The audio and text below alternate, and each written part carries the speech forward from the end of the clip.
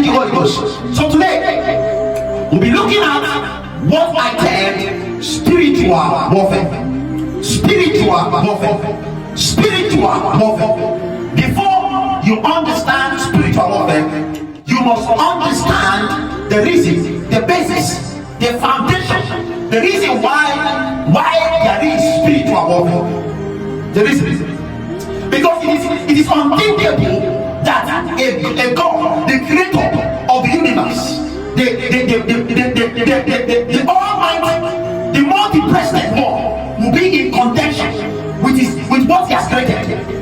So the major reason for spiritual warfare is for God to uncover his wisdom, for God to showcase his wisdom, so that principalities, so that powers, so that dominion, so that kingdoms we see the facets, we see the expression of the wisdom of God, so that people will, so that the dominion, so that kingdoms, so that authority will bow to the wisdom of God.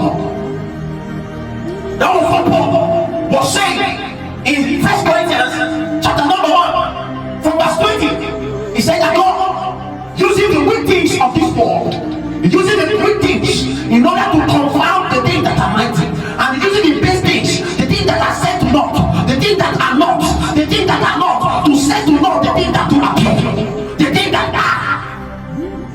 So that is the wisdom of God. That is the wisdom of God.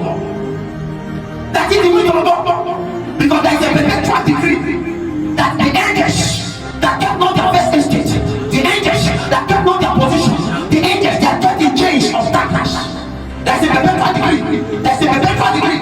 So God uses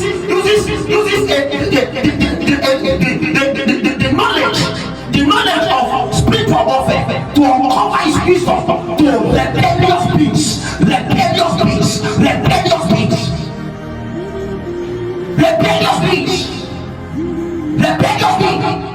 And that was the wisdom that was played in Philippians chapter 2 from verse 6.